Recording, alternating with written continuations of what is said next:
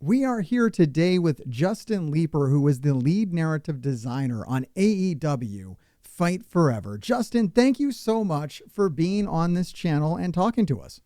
Yeah, my pleasure. I think creators, we always love to talk about our creations. And, I've seen the work that you've been doing on YouTube about our game and trying to give people hints. And, that was kind of the stuff that I was really looking forward to, is people sort of deciphering the mode a little bit more and, digging deeper into it. So, yeah, I'm really happy to be here.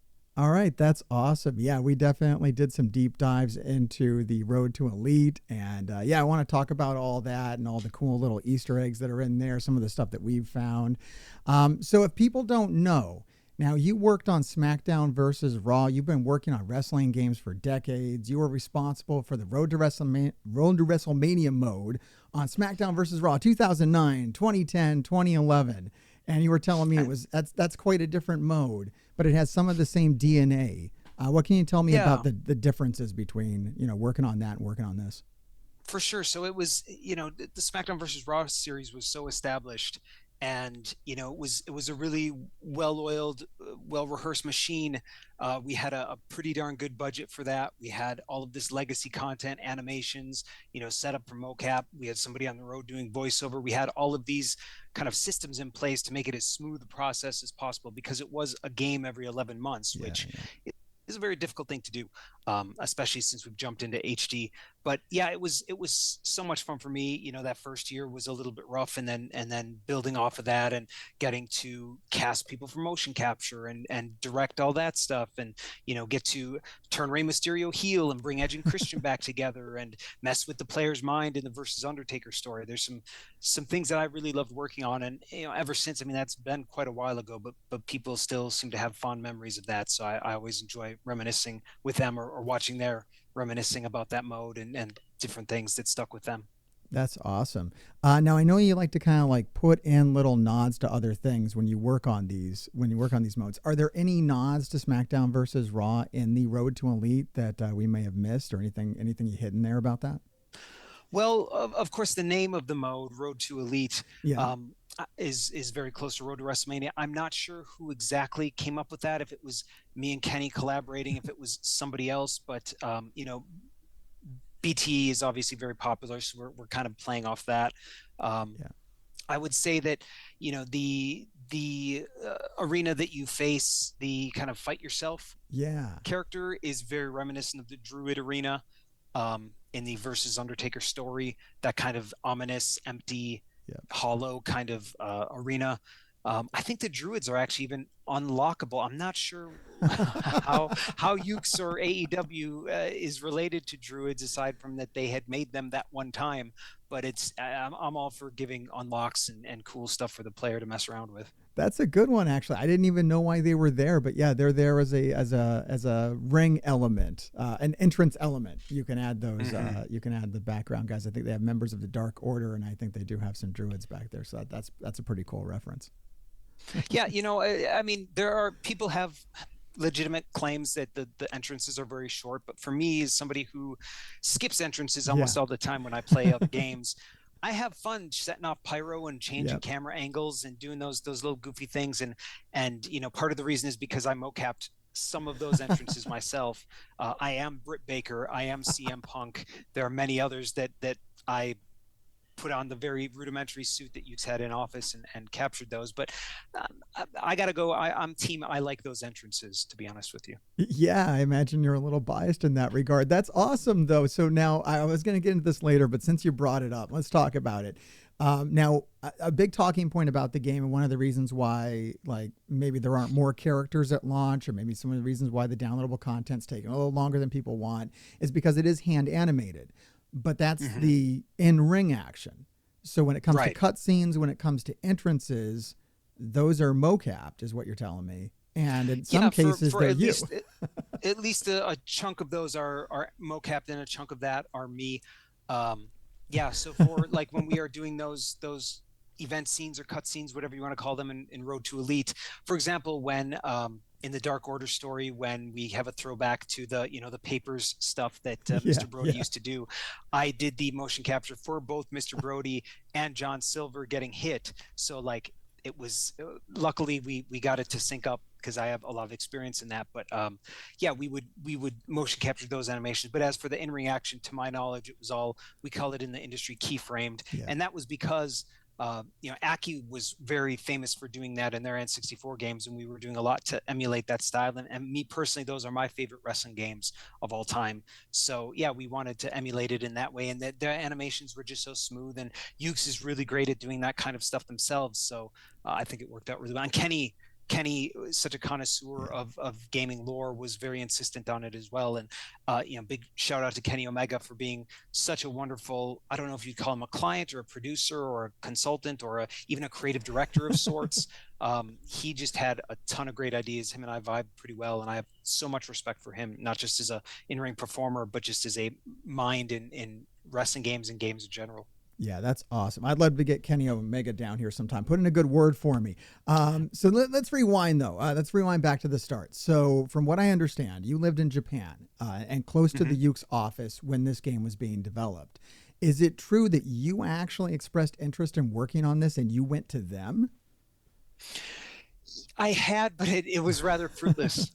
So my good friend Brian Williams was working with Ukes as well, although because of the pandemic, he was working from California. But he and I became really close at THQ and have stayed in touch ever since. And he was kind of pushing for me, and I was reaching out when I heard about it. But I think ultimately what happened is that uh, they needed somebody to put together a kind of flagship mode, a narrative mode, and Yeah. they were reaching a couple dead ends, and they thought, well, Justin's done it before. We have a good rapport with him. Yeah, I was in Tokyo and they're in Yokohama, which is a bit of a train. Bit of a, you look on a map, it's pretty close, but it's a good sized commute, but still by no means difficult to do. And yeah, I started coming in, and yeah, they put me on a contract, and I was working in the office, That's and cool. it was really nice to see so many people that I remember from 10 years prior. Um, just yeah, and they were, they're all still doing the same thing. And in Japan, the culture is like, if you have a job, you pretty much have a job for life, and Okay. you stick with it and give it your all, and they kind of reward you for that. So yeah, it was so many of the same people that I vibed with back in the Road to WrestleMania days. Oh, that's really cool. So, where were they at in the timeline when you actually got involved? Was like all the wrestling done? How far? How much of the game was completed by the time you came in and developed Road to Elite?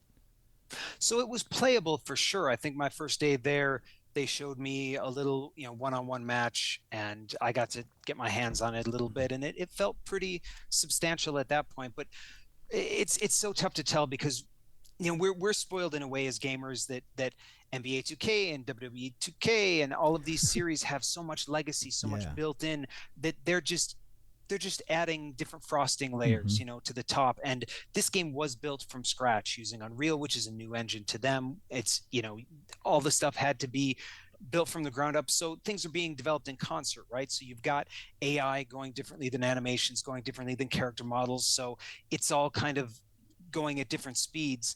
And then yeah, Road to Elite was a little bit behind on that. And yeah, I did have to play a little catch up on that because we weren't, I didn't have a whole lot of time, but luckily I developed a decent vision, and Ukes is really good at iterating those things. And weirdly, I was kind of a one-person narrative team, which I sort of did in the Road to WrestleMania days, although I brought in other writers because it was it ended up being a big project where we had 20 page scripts in Wow. 2009. We had 100-page scripts in 2010. We had 200-page scripts in 2011. I could not write all of that myself, but um, yeah, for this, pretty much every word written that you see is written by me, That's except awesome. for except for Orange Cassidy helped out Yeah. with his lines, and MJF helped out with his kind of sticking it to Chris Jericho promo. So yeah, it was nice to get a little bit of help from talent themselves. That's awesome. I'm actually good friends with MJF. We exchanged a fist bump, so I believe that we are now brochachos. Wow, yeah, Um, nice. I just have to mention that in every video. It's a contractual thing. So you also worked very heavily with Kenny Omega. Getting back to Kenny Omega, he gave approvals on scripts. He helped guide you. You collaborated with him to kind of come up with this game mode. Is that right? Like he was kind of right Yeah, involved in I it. Yeah. think that's fair. Before I was even brought on by Ukes, they were like, "We'd like you to meet Kenny, see if you vibe with him." And he and I talked much the way you and I are talking now. Cool. And we shared a love for Persona. We shared a love for Yakuza. Yeah. I didn't. necessarily know what kind of mode we would be looking at that point, but we came up with these 4 pillars for the game mode itself. And yeah, he was wonderful to work with, because he had these fresh ideas, but he also knew that he didn't know everything. Yeah, It was Ukes who has the experience. It was me in a way that has the experience, but he was great to bounce ideas off of. For example, with the again, the challenge yourself thing, which I keep mentioning because I watched your video of that recently. awesome. And that's something that's one of my favorite parts of the game. In that locker room where the players really struggling with themselves, he challenged me to do a couple iterations of that to make it really more impactful. Nice. Because he's lived all of that stuff. I was an indie wrestler for 4 years. I did not go on the road every week and do all this stuff and have to deal with all the things that the AEW roster does. But he brought that legitimacy and was happy to do it and happy to collaborate. So it was really, really cool. That is really awesome. But just to be clear, you did like 99% of the dialogue. You were the main man. You designed all the blocks. You set up. You were in the cutscenes. This is very much your thing. Yeah, for sure. A while ago, somebody was posting something about a kind of a reference to a pit fighter character. Yeah. And that was part of the mini games. And they were like, I wonder if Kenny wrote that. And I did not remember. And I texted Kenny. I was like, did you do that? He said, no, I didn't do that. I talked to somebody at Ukes. I was like, do you know who did that? They said, I think you did that. And it was just one of the last things I did there was write those mini game dialogues. And when you're under the gun, that brings out the absurd in me. So I kind of went a little wild with some of that stuff. And again, referencing, I think his name is CC Ryder in Pit Fighter, but I didn't remember. That's one of the last things I wrote. And I didn't remember writing it because it's just such a whirlwind process to get that stuff done and get it up. And something very different to this game compared to Road to WrestleMania. Because the cutscenes were a lot less intricate, we didn't have voiceover, we didn't have dynamic motion capture to deal with. We were dealing with kind of canned animations. I set up all 300 of those event scenes in Unreal Engine and did the camera angles and did the animations and the switching of characters, all of that stuff, which was very new to me. But honestly, I was a little bit intimidated by it at first, but they said, no, you have the vision, you know what you want these scenes to look like. And I couldn't really argue with that. So, but it became such a fun thing for me, almost like doing dioramas. I'm not a very artistic person. I'm an expressive person, but being able to kind of do that, pick, okay, what camera angle, what angle are the characters at, to be able to do that was really, really fun. That's so cool. I mean, people get hard on the game mode sometime, but I think it lends a lot of perspective when I think now of you, just like making this yourself. I think people get in their head that it was like some kind of corporate creation, this whole game. But from the more I hear about it, it seems like it was a real labor of love by maybe what is a small team. I mean, if it's one guy designing Road to Elite, that's pretty personal. Yeah, it sure was. I met with Tony Khan once. He was wonderful to deal with. And really, I wasn't sure what he would come up with, but he was like, I want to be more involved. How do I be more involved? Like, okay, well, let's get you voiceover for the voicemail, and let's write more tweets and have you approve those. And, speaking of voiceover, I did not know when my contract was up and I left that they would be getting Jim Ross's voice for those kind of, it's Wednesday night. You know what that means? Like, I had no idea. I just wrote those to be, like everything else, kind of text boxes. So cool. When I heard him saying that stuff, it was really amazing. That's awesome. All right. Getting back to how you did mocap. Now, I know that you like to put in little nuances, little nods to other things. I saw one of your tweets that said during you were doing motion capture for Dead Man and Death Standing, and you did a reference to The Usual Suspects. It was like, shh, and it's gone. And you put in this little flourish. Were there any little Easter eggs in your mocap performance? I definitely have to go back and play Road to Elite now that I know that you did all this mocap. That's going to be so different, especially when you're talking about Brody Lee hitting John Silver and they were both you. I got to watch that again. But do you remember any little things you threw in? For me, I was just trying to be as accurate to the characters as possible. For example, I did there's a scene where you're in the restaurant and Chris Statlander comes up and she gives you a boop, and I did the boop, and I wanted to really make sure that I got that boop right. Did you go watch tape? I did. Yeah, I studied that stuff a lot for sure.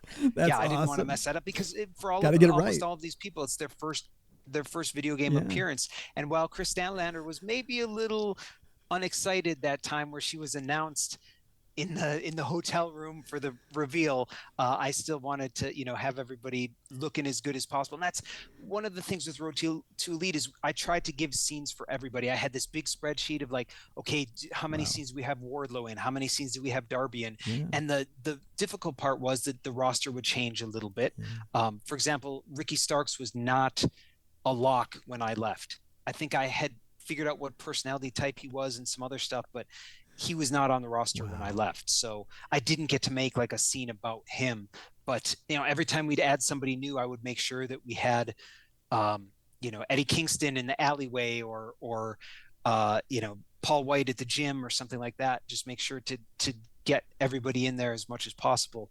So yeah, as far as mocap, again, I just tried to be really realistic. We had another guy, Akiyama-san is kind of the head of animation over at Ukes, and he mocapped a lot. And sometimes I Okay. um, directed him as well, and he's great. He did a bunch of that stuff, and he's been, again, like many of those guys, he's been there for decades, so he's a pro.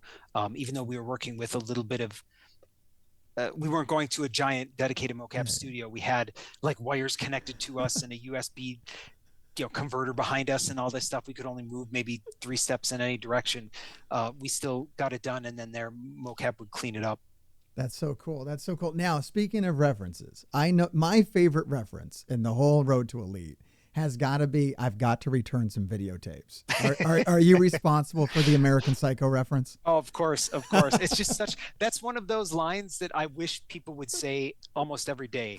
Like, hey, you want to go out? No, man, I got to return I've some got to return some videotapes. videotapes. Some reason in the pantheon of pop culture, I need to shampoo my hair became more popular, but no, I have to return some videotapes is by I've got far to return some the videotapes. better excuse. All right, I got to do show and tell with you then.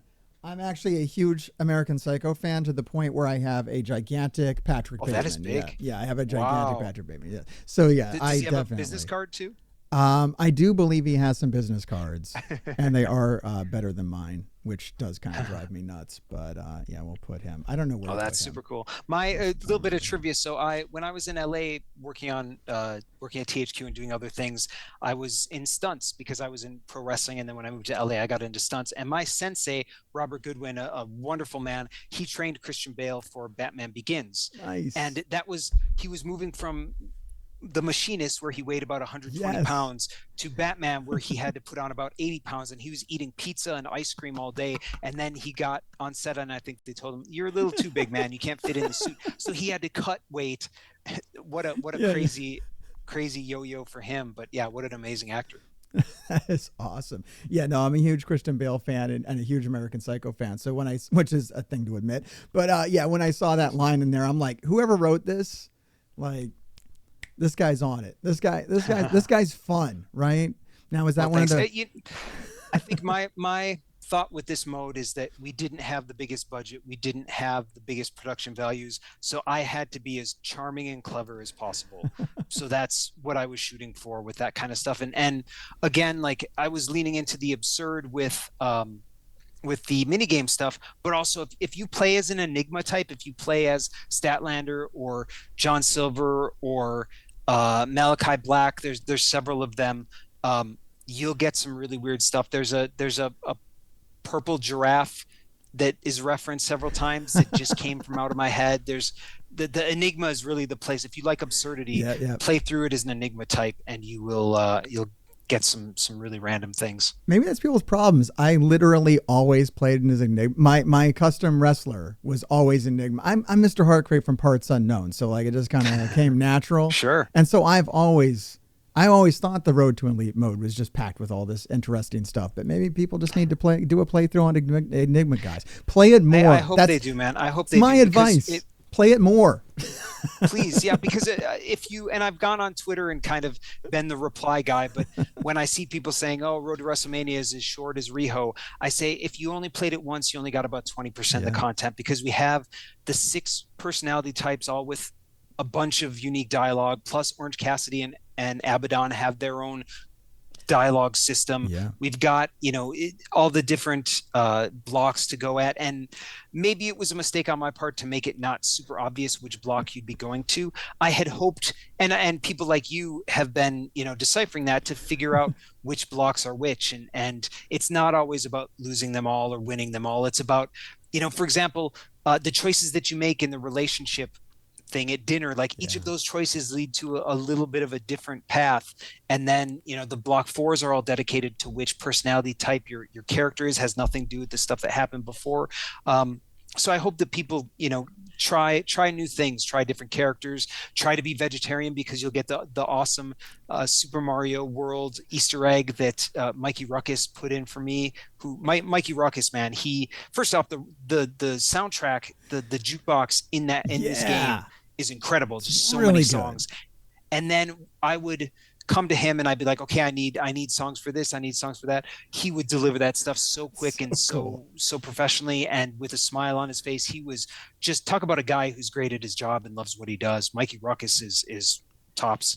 He's top on my list to get on this channel as well. I feel like I have a lot of questions for him because the sound design on the game is really cool. The soundtrack and all the stuff he did for Road to Elite is awesome. Man, there's so many things I want to know. All right, talking about the work the community has done, I do want to show this over here. This is, have you seen this spreadsheet? This is being put together. Somebody a while ago had linked me to it, and I gave a little bit of feedback on it, but wow, it's gotten a lot more intense since then. It's intense. I'll link to this down below as well. This shows you like all the work the community's done. They've gone through multiple playthroughs with multiple characters, taking all the different options to try to show you if you want to do this with this character, here's how you go do it. Now some things are locked, right? Like you were saying, like you have to be certain only. I think mainly it comes down to block 4. Certain characters can only go into certain sections in block 4.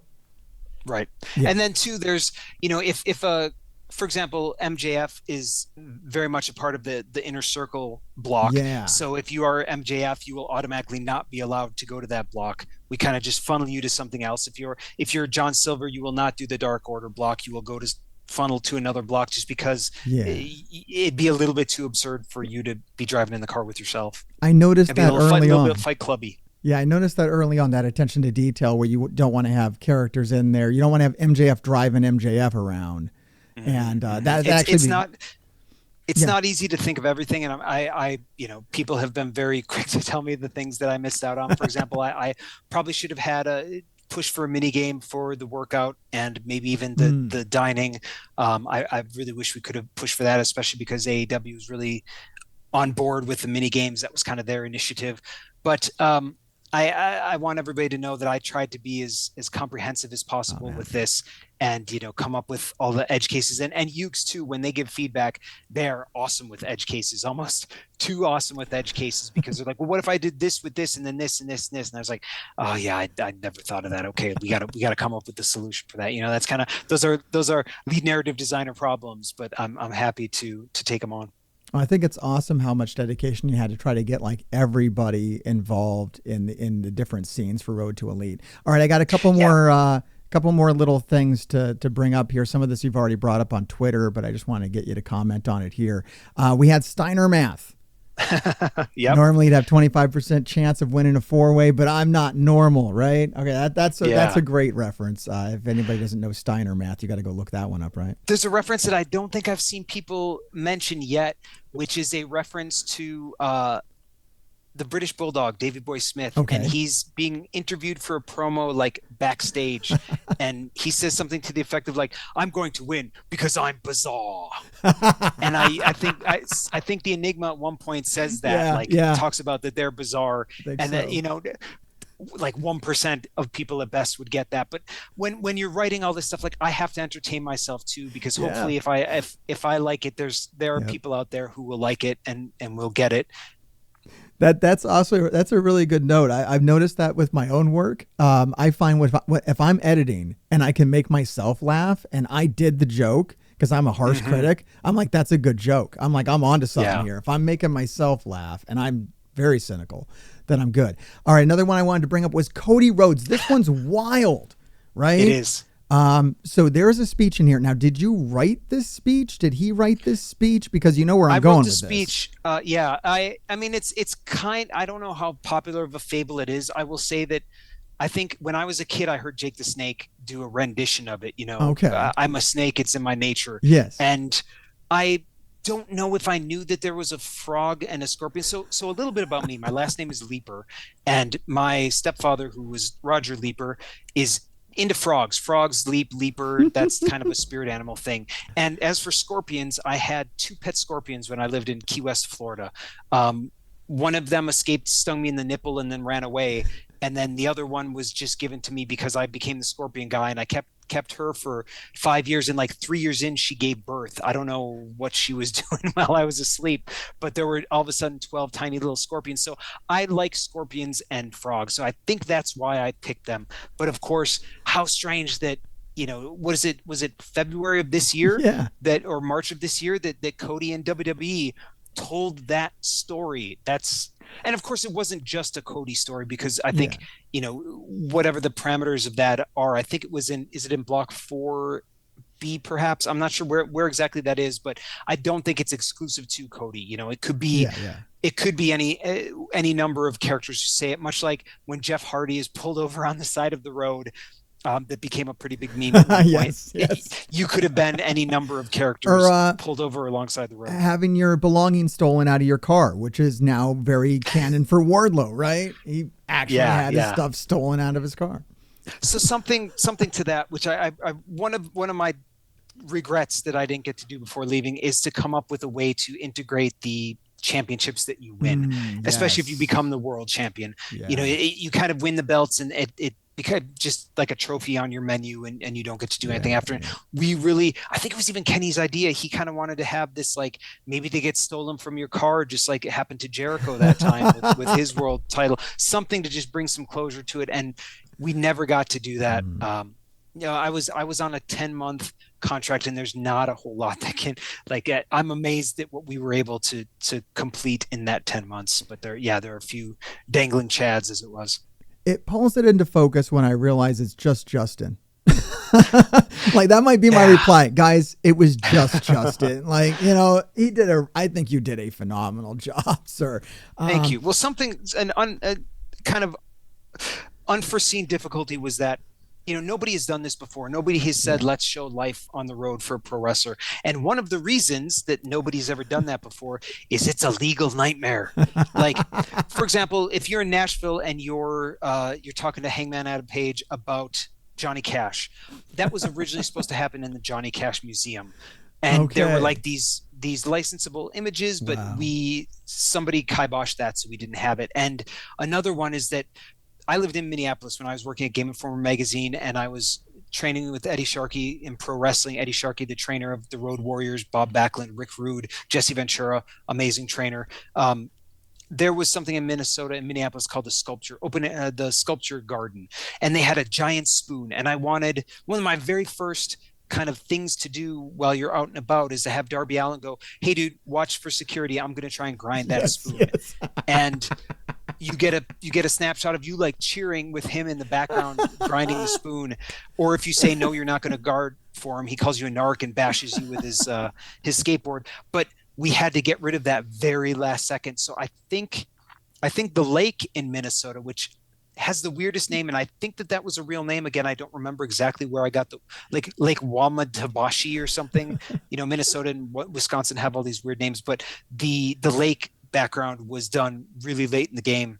I like how it turned out, but it was that was supposed to be the Sculpture Garden initially. Crazy. That's awesome. Cut scene there. All right. So getting back to Cody Rhodes. So now what my theory is that Cody knew what he was doing, that he got this bit of dialogue and he worked it, because he's done that before. He's worked in Legend of Zelda into his scripts. He's worked in other video game references, and he's secretly referenced AEW on WWE TV before. So maybe this was like Cody's way of being like, I see you, AEW fight forever.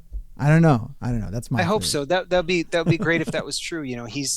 I'm really, really glad they kept him in the game, obviously, because part of one of our pillars was to pay homage and educate people Yeah. on the history of AEW, and he's such a big part of that. And I believe that when this partnership first started between Ukes and AEW, it was because Brian Williams reached out to Cody, just got his Okay. text from one of his buddies and texted him and was like, "Hey, I represent Ukes. I know y'all are looking to make a game. Let's talk." And I think that that was like the initial olive branch that brought AEW and Ukes together. So, That's props cool. to Cody and Brian for making that happen. Yeah, that's cool. No, I'm really, it just wouldn't have been the same without Cody around since he, helped found the company. All right, one more, and this is a new one, and this isn't one that you tweeted out. I want to know if you knew about this. Somebody just found, I found this on Reddit. They found that there was a marriage proposal in Road to Elite on the departures board. Did you know about this, or was this snuck in here by someone else? No, I'm guessing that that was like an I'm guessing that was an Unreal asset that we bought for Okay. like a 3D, baggage claim area. So no, So you Mary. did. Oh, There is a marriage proposal in the game. Yes. So that's incredible. so this is you think this was a marriage proposal that was put in an asset that you guys acquired? I would guess, yeah, yeah, but then you wouldn't know if it would ever get used. So yeah, I don't know, because man. almost all the people at Ukes are Japanese speakers, so all of the developers would be Okay. speaking Japanese. They probably wouldn't even think to write anything back Interesting. there. But Interesting. that's All right. incredible. So so I got to show you a secret you didn't know about Road Yeah. to Elite today. All Newsfeed, right. I'm pretty happy I about messed that. around that background many times trying to, because again, I set up a lot of the camera angles, and yeah, I had never thought of that. Wow, that's I hope she was happy to hear it, and I hope she said yes, or he Yeah. said yes. I'm not sure who planted that initially. I'm sure they'll watch this video. They can just leave it right down in the comments. I'll be absolutely fine. Yeah. Yeah, good, yeah, good wishes for them either way. Sounds good. All right. I think I got a few more questions for you here if you got Sure. time. Yeah, I like the shout out in the Seattle restaurant where you mentioned there was no voiceover. There's a little Hmm. jab at your at the drawback of not having that. That was a good little reference. We can't. It's a noticeable thing, so we might as well try and get a giggle out of it, That was a and good one. hopefully we did that, being pretty meta with it. I've seen some good responses to that. So yeah, taking almost, I don't want to say turning a negative into a positive, but turning a limitation into maybe a highlight. There you go. Absolutely, absolutely. All right. Now here's one I got to ask you. You've been around my channel a little bit. You know that I've collected every snapshot, and I know many people did that, and they were hoping we'd get some kind of prize for that. Maybe unlock the Uber driver, perhaps. Oh, deep cut right there. But did you have any input into that? Were you hoping there would be some kind of prize at the end of that? What was the thinking behind that? My philosophy has always been let's unlock as much stuff as possible. Yeah. I like many people am a little bit bummed that it hasn't come out yet that you can unlock the dark shadow version of your character as a skin. I think Yeah. that would have been perfect. Back in the Road to WrestleMania days, it was like, so I don't know if people remember, but we ended up unlocking red and green as characters in the game, and Yes. that was, they call them the moves men. When you're picking your move set or whatever, they're the ones who are doing the moves. And I was like, do we have those? And they're like, yeah, we do. I said, can we unlock them? Well, why would you want to do that? Well, because it's they're kind of icon. They're not necessarily on the level of Akiman, Yeah. Yeah. but they're still known by the community, and I think that they would get a kick out of it. So I try pretty hard to come up with as many unlocks as possible. Now, how easy they are to do or not is fortunately doesn't fall on my lap. But there are some things that are harder to do than others. But did I come up with a? I think what I was trying to do with AEW Snapshot, and that was something that I really hung my hat on. And every time I see people post those, I feel good in my heart to see those. I was just trying to get as many as possible. So maybe I wasn't thinking about an end game for those. I think us rewarding at least a trophy or something would have been a great idea, but maybe I'll take the L on that for not having thought far enough ahead to think about, well, what happens if they do collect all of that?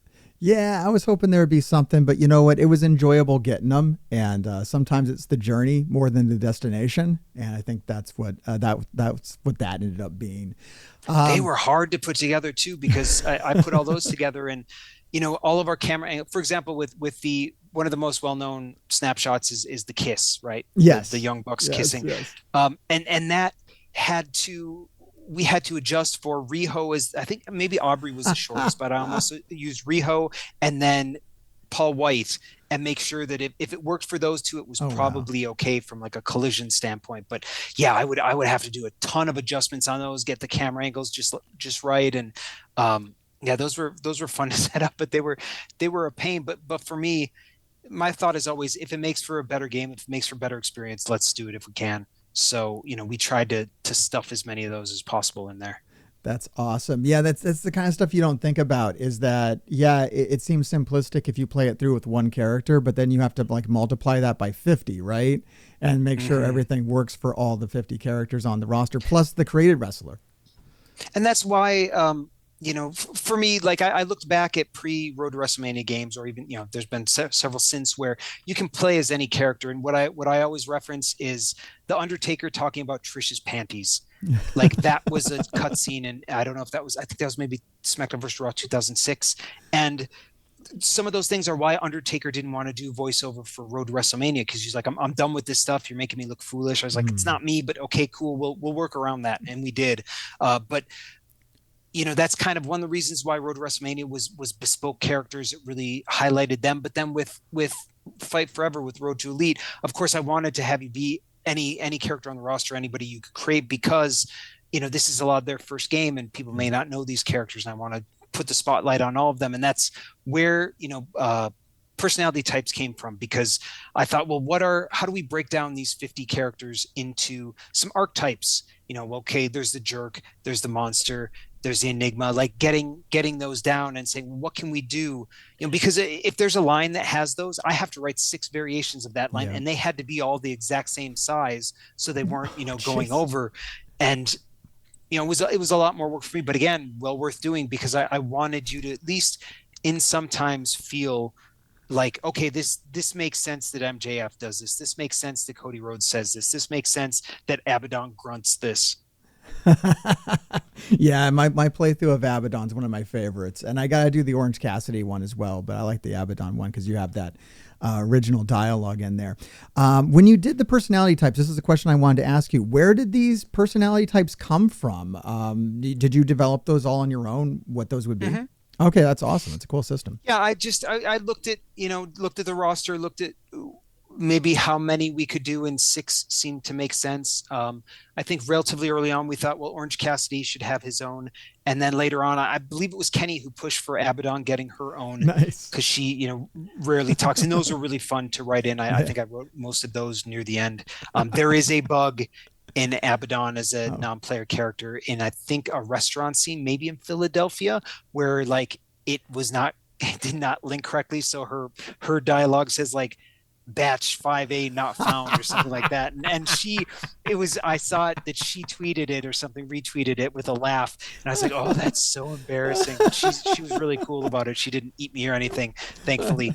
So, but yeah, that kind of stuff will happen when you have, hundreds of lines and different variations on them. But I felt like we needed to do that to give everybody, to at least some of the time, seem like who they actually are. And of course, people change. Luchasaurus is a Yeah. little different than he was. And I mean, right now, of course, MJF is not the be all end all jerk that we have him as. He was the prototype jerk. But yeah, it was fun to come up with those. And of course, Kenny and AEW gave their feedback on that, and we were going back and forth, like, well, what should Trent? We don't have enough quiet, so should we make Trent quiet because he doesn't say a lot? Jungle Boy, he doesn't speak much. Let's make him a quiet. It was difficult to kind of fill them all out, so everybody had at Okay. least, I think, 5 or 6 representatives from the roster. Interesting. Yeah, it's a really good way to work around, because obviously writing dialogue for all of them would have been quite an undertaking, making a unique path for each character, which I would have loved to have seen. But you had Yeah. restrictions on you. You had, I think they said that you have 4 pay-per-views, you have these 4 blocks. This is what we have Hmm. in mind. And then you had to work within that framework. So working within that framework, I think this is a pretty great system. If you didn't have that framework in front of you, do you kind of know how you might have approached handling such a big roster? Hmm. I think we'd, if I would have had more time, maybe a couple other writers, maybe we would have gone for that bespoke that, John Silver has his lines the whole time. Nyla has her lines the whole time. Um, and I definitely would have done maybe more blocks.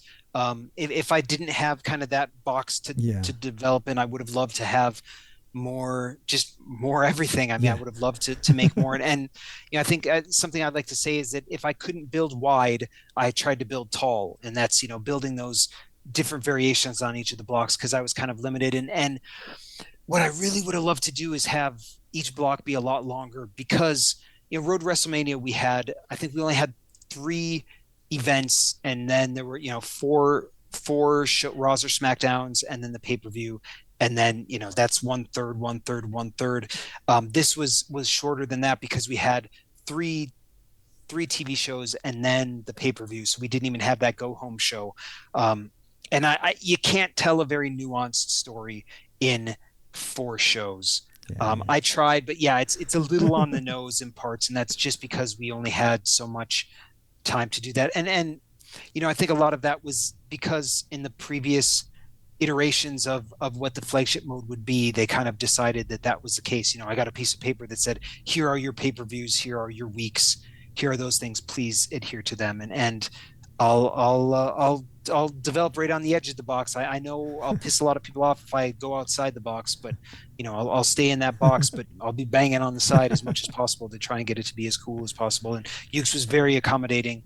They trusted my vision, and I tried to trust their time and effort as well. And I think that once again we worked really well together, and I give props to them all very much. They're very hard workers, very skilled at what they do. Yeah, yeah, I think it's a great game. It's where I said I was excited to talk to you because it's the one that I've spent the most time with. I think I've spent over 100 hours in the game, and at least 40 to 60 of them were in Road to Elite. That's where I 100 enjoyed hours it. is kind of that milestone, right? Like Yeah, I think so. I just passed 100 hours in Persona 5 Royal. It's like, okay, now that you played, Fallout Yeah. 3, Disgaea 1. Like I remember I've reached the 100-hour platform in all of those. So yeah, that's a big milestone. Yeah, when people say that there's not enough content in the game, I'm like, well, play Road to Elite more. I mean, I found 100 hours worth. I had a hard time complaining. Now, you were telling me that with Road to Elite, there's a couple things that you weren't able to quite get in there, like the spoon. You wanted Darby to grind on the spoon. Yeah. Did you have any celebrity guests in mind? Maybe like GWAR, perhaps? Any? But I'm all for like as many AEW people in there as possible, right? And when I heard that the roster was going to be 50, Yeah. I challenge any wrestling fan to put together a roster of 50 and not go like, oh, we don't have this person and her and him and this tag team. We don't have the Acclaimed in there. FTR ended up being DLC. Like there's gonna be omissions, and AEW was signing top level talent. Like I was there when they signed American Dragon, and when they signed Adam Cole and CM Punk and Malachi Black and El Idolo and all of these guys, and it's like, well, they have to be in the game. Ruby Soho is like a pretty big star, like she has to be in the game. But then if we're sticking to that hard number of 50, I remember back in the day, people were like, well, they're working with TNA. Can we get TNA people in there? They're working with Forbidden Door. Can we have some New Japan people in there? Like we didn't even get Jake Hager in there. Like there were people who were pretty prevalent on TV that we weren't able to fit in. I know Evil Uno gets thrown out a lot. Evil Uno, right? Like he was such a big part of their promotion push, and for him not to be in the game is sad. But again, it's those things that were set beforehand, and I'm not privy to a lot of that stuff. I don't know what the budgets were or what the deadlines were or any of that stuff, but something in video game development that's very important, I think, is to have these constants, is to go, this is what we're doing here, because especially when you're developing from the ground up, there are so many unknowns that it's very helpful to have like these fence posts in there to go like, okay, we're going to have 52 people on our roster. Okay, we're going to have these 4 pay-per-views in the story mode. You may not like it, but I think one of my colleagues at the place I'm working now on the project now says sometimes a bad decision is better than no decision. Sure. Because at least that's something that you can count on, that you can move towards, and it's a known entity rather than just being one other plate that's spinning that you have no idea when it's going to fall over. Yeah, fair enough. I do think we had a missed opportunity there when we didn't have a Justin Leeper controlled Luchasaurus at a GWAR concert, and I'd like to see that remedied at some point. But you're giving me Nardwuar levels of deep cuts things. So for those who don't know, the Uber driver was the name of my finisher, Justin Violently, and even before that is Helmut von Strauss on the Indies, and that was way before Uber was a car share company. So it's kind of goofy that was the name of my finisher. I worked with GWAR up until basically off and on for many years. I toured with them right after their lead singer Dave Brocky died. Odor Sarungus, and he is the voice of the Creative Superstar in the versus Undertaker story in SmackDown versus Raw 2011's Road to WrestleMania, because I thought that he would be a wonderful complement to Undertaker. And one of my characters in GWAR when I toured with them was a giant dinosaur Gorgor who is not inflatable, who is not made of really light fiberglass or something. He weighed more than me, and I had to get inside of him every night that we had the space and control him for the whole song of Gorgor by GWAR, my favorite band of all time. And it took everything out of me. I would emerge from him like a newborn fawn, just wet and dumb. Like Ace Ventura in the second movie. Yes, yes. Out of the rhino, the robotic rhino. He just comes out. I need you to reference that in one of your mocaps, please. I don't know where. So my good friend at Game Informer, Andrew Reiner, who now works at the company that does Gearbox, who does Borderlands, his car, he'd have this big car, and we had to go from the back seat out. And I always did the rhino birth coming out of his car because it was just such a narrow opening to go through that I always felt like Ace Ventura. All right. I don't want to keep you much longer. You've been very generous so far. I really have enjoyed having you here. A couple more questions. My pleasure. Just a couple more, if you got time. Sure. If you had no restrictions on you at the start, let's say some of your initial ideas, were there any ideas that had to be scrapped very early on that you were initially very excited about, but you just couldn't get in? So I'm horrible at that answering this question, and I'll tell you why. Because when you have 10 months or you have 11 months, you always have to be looking forward. You can't be looking backwards. Sure. So ideas that are scrapped. Here's one. No, right. Here's something when I first came in that I thought would be really fun is Road to Elite was not just you, but it was like a faction. You'd start as a single player, maybe a male character, then you would get a tag team and they'd ride along with you. And you would have this kind of camaraderie, almost like Final Fantasy 15 a little bit, or any other RPG kind of. Yeah. And then you'd get a woman wrestler with you, and you'd all kind of be together, and you could pick like, do I want to focus on the tag team? Do I want to focus on her? That way it would be sensible for you to get all of the championships in your group. So that was an initial idea that kind of got scrapped early on, but I really thought that had some legs. So maybe at some point in my career, I could do something a little bit like that. Oh man, I'd look forward to something like that. That sounds really cool, and kind of fits with that whole road trip thing. You'd build out your party, your RPG parties, kind of. Exactly. That's cool. That's exactly. Cool. So maybe if there's a Road to Elite 2, maybe we can push for that kind of thing, because you've got your built-in buddies right there. The best, it's very difficult to have compelling narrative if you're only one person. You need somebody to bounce it off of. That's why even if you're playing a single player game with Alloy in what's that? Well, anyway, Horizon if you're playing New Dawn? Horizon. You still have people that you bounce things off of, or so many. Metal Gear has the codex, so you've got these people talking to you in your ear. Maybe it's a little tropey at this point in video games to have that person in your ear, but when you're all alone in the field, you got to have somebody to bounce things off of, to get that narrative going, to get the quips in there, to really highlight people's personality, bring that stuff out. So it would have been nice, but it was also nice in Road to Elite that we were able to have so many instances of I'm meeting Pac at the Lincoln Memorial, or the Luchasaurus at the football stadium, those kind of things. CM Punk at the Cubs game. That's cool. So it sounds like you'd be open to come back and doing more if they would have you. If there was another AEW wrestler that's not in the game right now, who would you want to work with? Who would you want to write for that you didn't get to? Wow.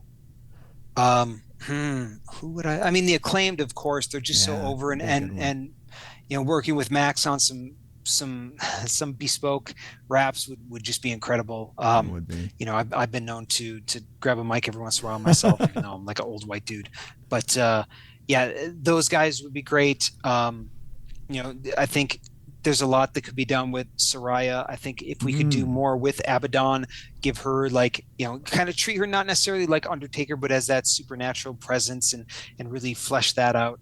Um, yeah, I think in a video game, like Brian Cage is a video game, so to do something with him would be great too. Darby Allin just blows me away in everything that he does.